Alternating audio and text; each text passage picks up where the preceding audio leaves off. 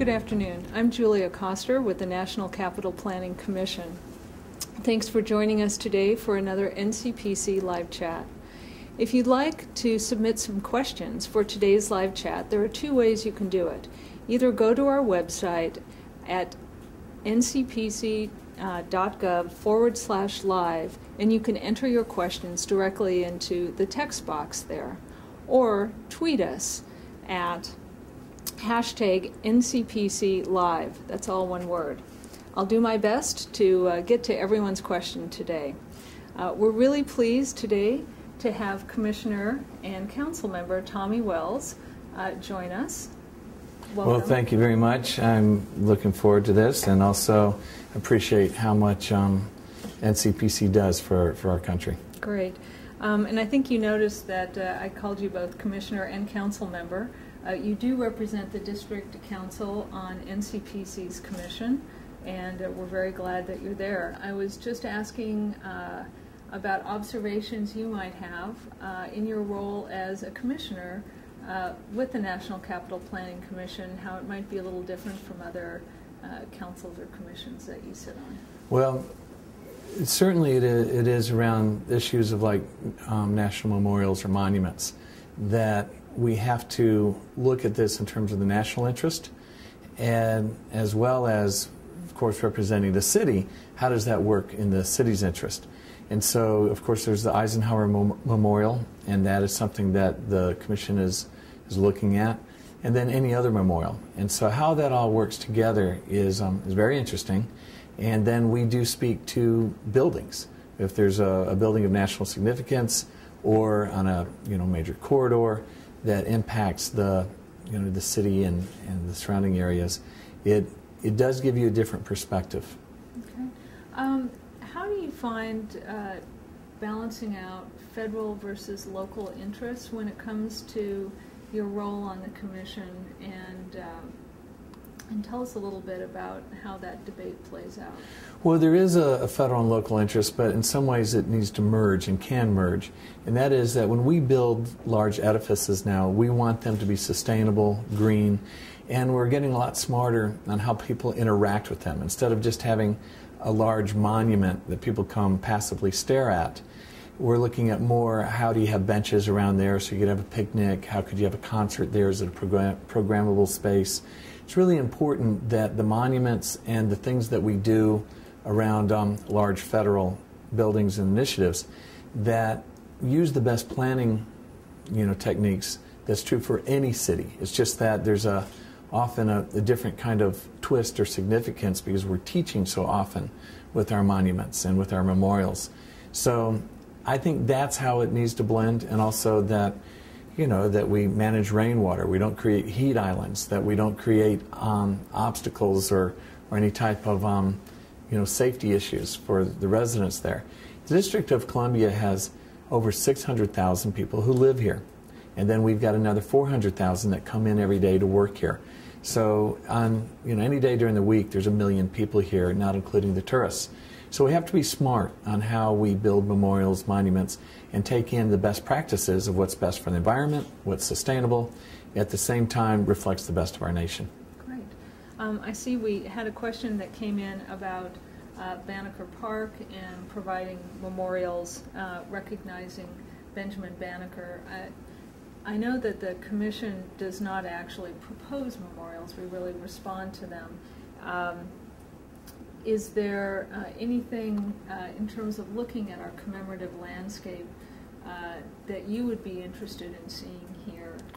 Well, we know that the L'Enfant plan is famous, that Pierre L'Enfant designed the city. But what a lot of people don't know is that, whether he was fired or just quit, early on, it was Benjamin Banneker, who was an African American, who took over the whole plan and really oversaw the implementation of the L'Enfant plan for Washington, D.C. So that's a big deal.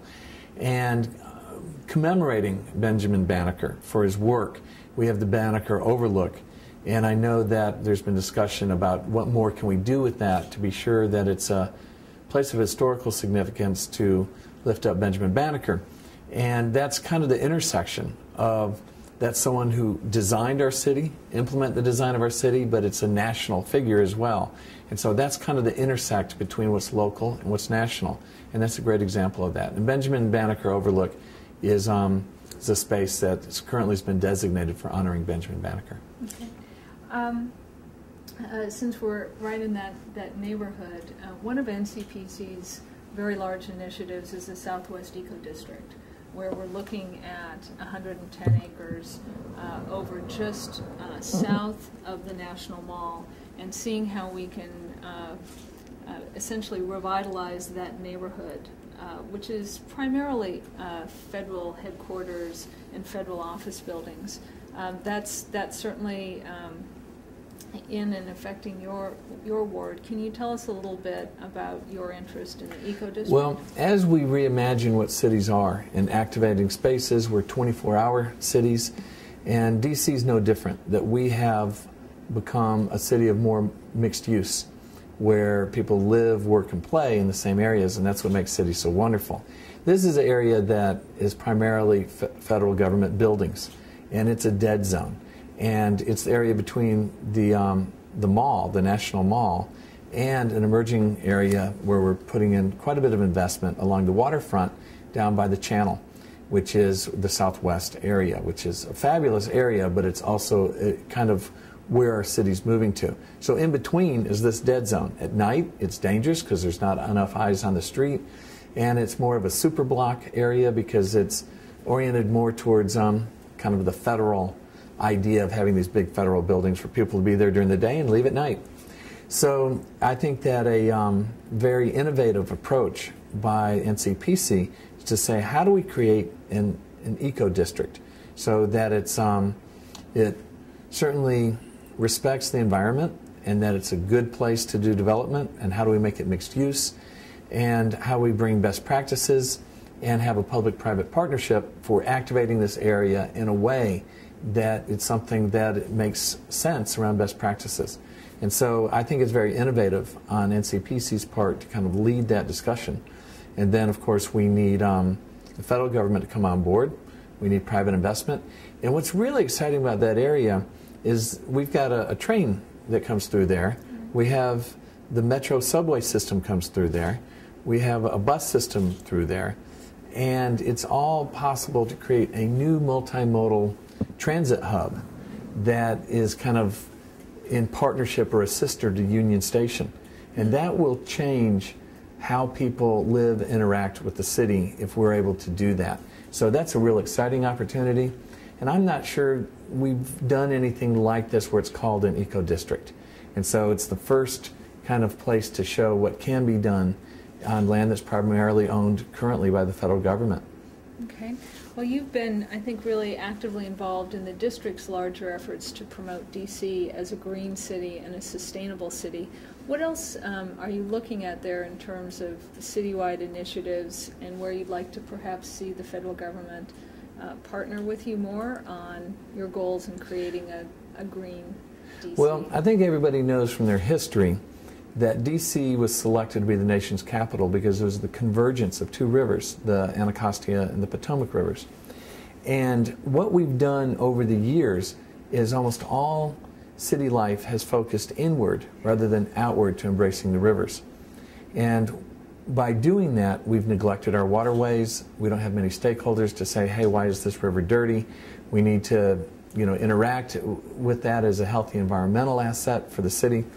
And so what I'm very, I think, aggressively participating in is how we re-embrace what's the original, environmental assets to the city, which are the two rivers, the Anacostia River and, of course, the Potomac River.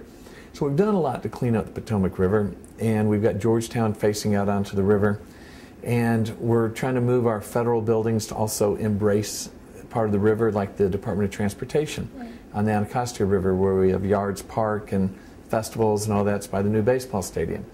So part of what my interest is to see that the federal government, along with local government and private investment, treat the rivers again as a place to revitalize and grow. And it's a reason to have a house that looks out on the river instead of just looking towards the Capitol. And then the other things, of course, I introduced the 5-cent bag tax. in order to get all these disposable bags that were blowing in our trees, blowing against fences. They were just ubiquitous into the environment. And by implementing the 5-cent bag tax, we've had over 65% reduction in the amount of just disposable bags that we find in our rivers, especially the Anacostia River. And the money it raises when you pay the nickel, because sometimes you don't have a bag or tourists, don't know about the law, that is reprogrammed back into cleaning up the river. So we've generated almost $2 million a year to invest in pulling out more trash, not just the bags, but more trash with the $2 million. And it's been a very smart investment, and it's worked well. And we've worked with the National Park Service about where we put trash traps on the tributaries to keep trash from coming into the rivers to begin with.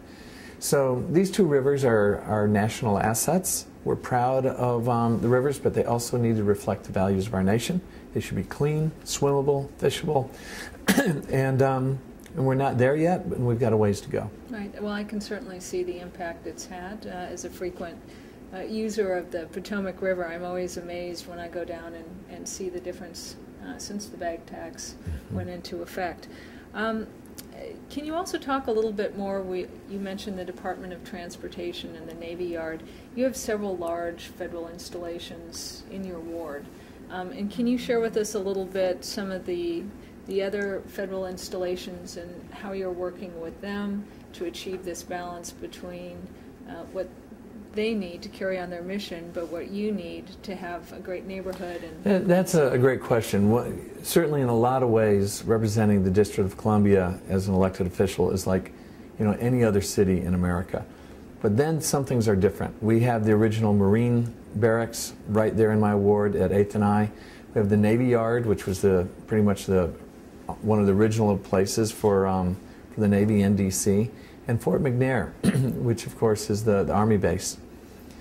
And so representing an area with these bases, especially after September 11th, with the heightened security and concern about terrorism, that it has created a challenge because they're woven into the neighborhoods of where people live. I mean, over 80,000 people live in Ward 6 around these areas. So where the tension at times have been, and actually the different branches of the armed forces have responded differently in different ways, but we have an amazing Riverwalk trail up the Anacostia River. And of course the Navy Yard is right there on the river. And so they have opened up the trail through the front of the Navy Yard to allow, with no ID or anything, you can just walk or, ride your bike through that area. Actually, you're supposed to walk your bike to that area. There's some liability concerns about falling into the river from there. But it's amazing that they do that in this post 9/11 time, that they let people cross their base. And hopefully we'll have the same thing for Fort McNair. And right now we're working with the Marines who want to expand the barracks, the historic barracks. And if they build barracks, there has to be a huge setback from public land, and wrestling with what that means, because that really precludes mixed-use development, which makes a city great, but at the same time we need to protect the security interests of the Marines. And so that hasn't been fully worked out. We'll get there, but we're also seeing that there's starting to be more flexibility, actually more common sense, on the whole issue of security from terrorism. We're getting a little bit smarter about that, and I think that we're going to be able to work something out. But just think about having a military installation or base in the middle of your city and thinking that you want to have a multi-use city for live, work, and play. It really does kind of push against each other. We did actually have a question with someone talking about perimeter security solutions in DC. It's obviously, unfortunately, something that we have to deal with quite a bit here in the city.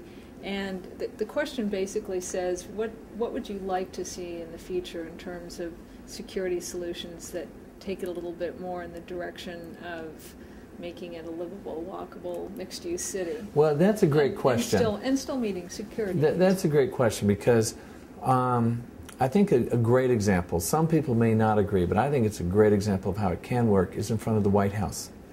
The Pennsylvania Avenue, as you know, in front of the White House is closed to traffic. You can't drive cars and trucks in front of the White House anymore. But it's wide open to pedestrians. And so people walk along there, they can picnic in the park. There's, it's a great public plaza now for people to gather and look at the White House or just stroll. And it's a great repurposing of the public realm, and it's activated. Now, obviously, you have the fence around the White House, and you have to be, you can't just let everybody bum rush the White House anymore, like maybe they did in Jackson's time. But they, so it's reasonable, but that public area is treated as a public realm that, you know, people can walk through and enjoy. And so, and I, you know, ride a bike through there with, you know, no problems, and people can do that. I think that's how we're smarter about stuff, that whether it be the U.S. Capitol, not far from there, of how we allow concerts on the steps to the U.S. Capitol, and people can just, without ID or whatever, just go listen to the concert in the evenings. So programming that public space does not necessarily mean you can't do that if you put up these bollards. And now everybody knows, you know, there's, you know, 15 years ago, nobody really knew what the word bollard meant. Right. Now, every Washingtonian, if you ask them what's a bollard, they'll tell you it's a pole in the ground that, you know, stops a truck. Right. So I think that if we use what we know about activating public spaces around these, within these perimeters, so that, you know, certainly you couldn't drive a truck, you know, carrying explosives in, but people could go there and picnic and enjoy these grounds, is really a smarter way to be. And I'd like to see more of that. That's great. Well, I noticed we've already talked about walking and biking, and at least here in the city, you're very well known as an advocate for creating a very walkable, bikeable city. Would you like to, I think you've already given us some good examples of where you can get that on federal sites, but would you like to share some of your goals for increasing walkability and bikeability, and maybe some other ideas for how the federal government can also add to that goal? Well, like any other growing city, we want to be careful that we don't grow 1 for 1 per household with cars. So DC, over the past 10, 12 years, has added over 40,000 new residents. But car ownership has remained, you know, flat. And that's important because the #2 pollutant for DC, at least in our air, is car emissions. Right. And we want to be a healthy city, but we still have a high rate of asthma among people of all ages, not just children.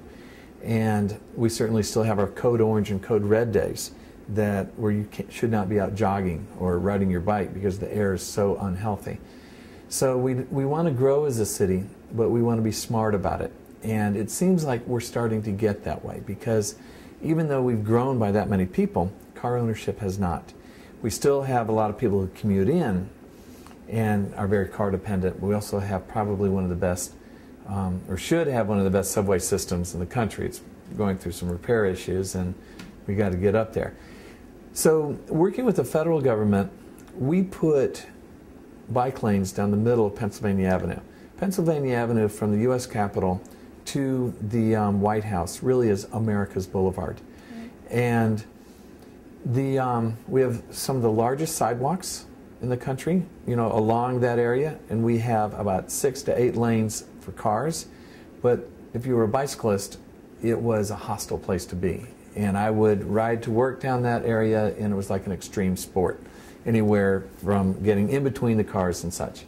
So since it's so wide, that bike lanes were put down the middle, and we had our local Department of Transportation, but also we had the chair of the Committee for Transportation from Congress. It was a real partnership. We had Secretary LaHood there. It was a real mixture of a public-private or public, national, local thing to put these bike lanes down the middle of America's Boulevard. And what I've noticed is that it's packed. You've got the number of people that are biking with children in their little bike trailers, taking them to daycare and such, and people going to work. It has become a major way to get to work. And it proves that if you have a safe and secure place to store your bike, safe and secure place at the end of your ride, whether it be, you know, shopping or going to work, and then if you provide the infrastructure so people can know how to get from point A to point B, people will do it.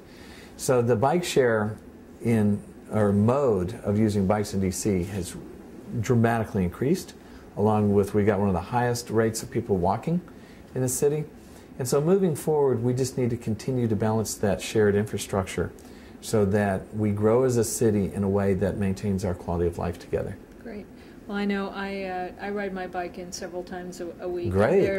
There's also the thrill of just going down Pennsylvania Avenue, right down the middle, and seeing the Capitol there. It makes for just a terrific commuting experience. And then what does NCPC provide for you to encourage that? We actually have bike lockers, showers, everything that you'd want here, and that really makes it very easy to get in and out. So it's kind of a no-brainer. That is terrific, and it's one less car on the road. Not that you would have driven, I don't know, but it just is it's great to really have that opportunity so that you feel safe and confident coming to work on the days that you want to ride your bike, and that's what we want for the whole city. I think that's a great goal. We did have one question that is kind of the flip side. It's someone saying basically DC seems a little bit unfriendly to drivers of cars. For our visitors coming in, how do we work to make sure they have a positive experience? And maybe the question is, do we want our visitors driving in cars, or do we want to include them in our walking, biking, transit? The joke in DC is that if you want to park your car somewhere in DC, you need a textbook and a lawyer with you to figure out where it's legal and not legal. And even then, it doesn't seem to work. So it's just a secret code among locals of where the places are. It really, if you're a tourist, we have so many options that it really, I think, diminishes the tourist experience to try to manage a car from going site to site. You know, I think that a lot of our hotels will allow you just to park your car and leave it. If you're going to get around by car, you're going to have a bad experience because we have over 400,000 people that come into our city every day. A lot come by cars, a lot come by, you know, other means, but if you're trying to navigate through a city that's trying to manage the 600,000 people that are here, you know, many have cars, but then at the same time figure out what's left over for you is very difficult. And so we're probably one of the better cities to get around by walking and other transit. You know, we've got more taxi cabs per capita than any other major city in the country. We've got, you know, really one of the best metro systems in the country. We've got the circulator buses now. And then you add in the bike share. The bike share, which is any tourist or visitor or local person can get a bike from a bike station. And we're really, you know, if you're going to go see the monuments and such, and if you can ride a bike, if that's an option for you and your family, it's a much better way to go than trying to figure out where you're going to park your car. You're going to be circling the blocks quite a bit, figuring that out. So it's really trying to balance. And I know that because DC has a height limit, our buildings are not very tall. So we don't want to turn over the precious building areas to just storing cars. And so they're usually used for offices, living spaces, and other important uses rather than car storage. Okay. One of the other, I guess, getting around systems that's soon to arrive here is the streetcar. And we have had some questions that ask on the status of when we'll start seeing the streetcar, perhaps on H Street, and perhaps even over closer to your ward. Well, as the city grows, and we want the city to grow, having our cities really become places of choice for live, work, and play is part of creating a sustainable planet and a sustainable country. So we want our cities to work. And we know that if you get around by car, you've got to store that car wherever you are. And so there's going to be limits on how far we can do that. The streetcar will be open within probably in a year, in 2013, for on H Street, and it'll show how it can work. But you know, a streetcar can carry about 160 people, a bus about 60 people. And people choose to ride streetcars over buses when given a choice. So it's also an economic development tool to east of the river, to areas that are very transit dependent, to get the streetcar available to them, and it will also give them more reliable, easier access to jobs downtown. So it's an economic development tool. We're going to build 37 miles of streetcars in DC. The first section is 8th Street Northeast. There's been holdups on this being the first line and how you do the contracts, how do you build it. So it's taken longer than originally promised by the administration, but we're going to see it through. Great. I also wanted to switch over to another area that I know is very important, and that's our libraries. And we've really been impressed with the new libraries coming online, and wanted to ask you a question about the role of public architecture and how you see that enlivening a community. Obviously, we review federal public architecture, and we look at those new libraries coming in and see that we can learn a lot from them. Well, we decided to rebuild our local neighborhood libraries before we rebuild our downtown library. Downtown library will take about, anywhere from $200 to $300 million to rebuild the downtown library. And a local library, you can restore, redo, or build new anywhere from 11 to 14 million. So you see how much bang for your buck you get by first rebuilding your neighborhood libraries. And so we've engaged some of the most creative architects in the world, like David Adjaye from London, who is a young architect. Usually you're into your 50s when you're doing your seminal, great iconic work.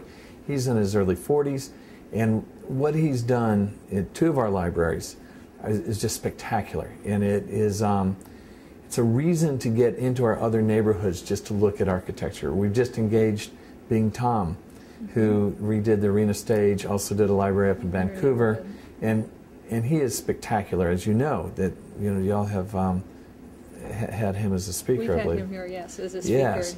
So these are some of the most creative architects in the world at this time, and they're building our neighborhood libraries. And then we take some of the libraries that are iconic, like the Carnegie libraries, and we've restored them and rebuilt them in ways that are really, exciting, but modern, in that they're comfortable, and they are some of the nicest libraries in the world. So our system of neighborhood libraries, I would put up against anywhere in the world. And if someone were going to take an architectural tour in DC, that would be a place to do it, is just to see the libraries we've redone. We have about 7 more to go, and then all of our libraries, local libraries, will have been rebuilt. Then we have to look at our downtown library and how we're going to rebuild the Mies building there, and how do we make that work as a library again. And that's going to be quite an undertaking. And I know we're just about out of time right now, so but I did want to ask, looking at this and the role of architecture and urban design in the city, what could you perhaps share as your goal for in reviewing federal buildings, federal parks, federal design here, lessons that you're learning from what's happening on the local level? Well, what I've learned in terms of buildings and architecture, especially in a city, is that the first 30 feet is the most important part of the building, not the top of the building. If you live in the suburbs and you're building a building, they're going to mostly be seen by cars, and so you're going to care about the last 30 feet. But if you're living in a city like DC, it's the first 30 feet that's the most important, because that creates kind of a human scale, a pedestrian experience of how you experience it. And DC is a beautiful city. We're the destination for spring, and also a lot of people from around the world. So they experience the city as pedestrians. So what I really focus on when a design review, or when in my role as a commissioner to look at these buildings, is what is the experience on the first 30 feet? Because if we create super blocks, dead blocks, what that does is that it certainly goes against what we know from Jane Jacobs about creating more eyes on the street, activating at a local level to have people feel safer. And just like, I think more and more we're moving into understanding that it's the experience of where you are in your environment, and especially your built environment, that's the most important thing. And so when I look at the buildings, I think about what are people experiencing, and I don't want it to be too passive or too dark or unsafe. It needs to be lively, active, and continue the DC experience of, like, when you're here, that you're excited about being here. out on the streets, and if you've been a tourist, you're thrilled when you're going home from that experience of saying that was a thrilling place to be. And we've built too many of these large edifices, and we need to break them up and figure out on the streetscape level how we activate them. And that's the challenge. I think that's a great way to end our discussion today. I want to thank you so much for being here and participating in one of our NCPC live chats. Commissioner Wells. Well, thank you Wells. very much. It's an extraordinary opportunity as a citizen of our country to have the opportunity to speak to how we build as a national government, whether it be memorials to honor our heroes or buildings to house our employees that makes the government work. It's a real opportunity, and I'm thrilled to have that opportunity. Great, thank you. And I'd like to thank all of you who've joined us online to watch this NCPC live chat.